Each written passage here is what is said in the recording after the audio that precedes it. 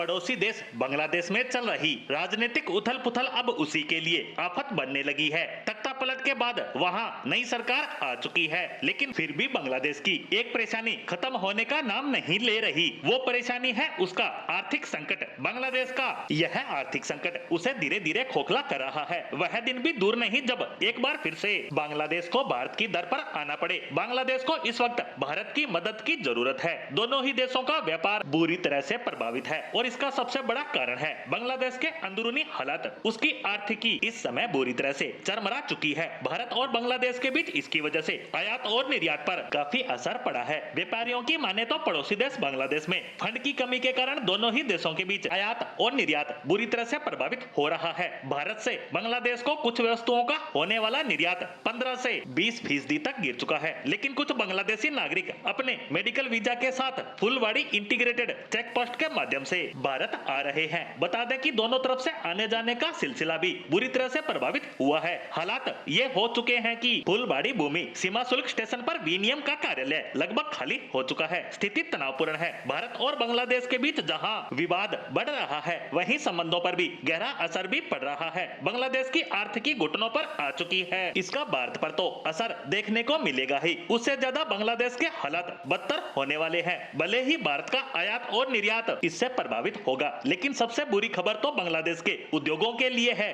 क्योंकि जिस तरह के दंगे, आगजनी और तबाही बांग्लादेश ने पिछले दिनों देखी है, उसके बाद इन सब से उबरने में उसे काफी समय लगने वाला है। साथ ही उसे इसके लिए भारत की मदद भी लेनी पड़ेगी, लेकिन वह अभी तो भारत को आंखें दिखाने में लगा है। वहीं इससे जुड़ी एक और खबर पर बात करें तो अमेरिकी रेटिंग एजेंसी मूडीज ने बांग्लादेश की दीर्घकालिक आर्थिक रेटिंग को B1 से घटाकर B2 करने और परिदृश्य को स्थिर से नकारात्मक करने के पीछे बढ़े हुए राजनीतिक जोखिम और कम वृद्धि को कारण बताया। यानी अब B2 रेटिंग कैटेगरी में बांग्लादेश को डाल दिया गया है और इसके साथ ही उस पर नया नेगेटिव बैनर भी लगा दिया गया है। एजेंसी का कहना है कि देश की राजनीतिक और सामाजिक उथल पुथल की वजह से इन कारकों ने सरकारी तरलता, बाहरी जोखिम और बैंकिंग क्षेत्र के जोखिमों को और ज्यादा बढ़ा दिया है। बांग्लादेश की पूर्व प्रधानमंत्री शेख हसीना के देश छोड़ने के बाद और नई सरकार के सत्ता के आने के बाद भी बांग्लादेश में हालात सुधरने की बजाय तनावपूर्ण ही बने हुए हैं, जिसकी वजह से आज की तारीख में बांग्लादेश का व्यापार बुरी तरह से प्रभावित हो रहा है। बता दें कि बांग्लादेश रेडीमेड कपड़ों का भारत से बड़ा एक्सपोर्टर है। पूरे विश्व में उसके यहाँ से निर्यात होने वाले टेक्सटाइल का मार्केट बिगड़े हालातों के चलते बदतर हालातों में पहुंच चुका है। लेकिन अगर ये हालात ऐसे ही बने रहे तो ये उद्योग बांग्लादेश से दूसरे देशों की ओर शिफ्ट भी हो सकता है, जिसका सबसे बड़ा फायदा भारत को होता दिख रहा है। लेकिन फिलहाल तो बांग्लादेश के वर्तमान हालातों पर उसके साथ साथ भारत को नुकसान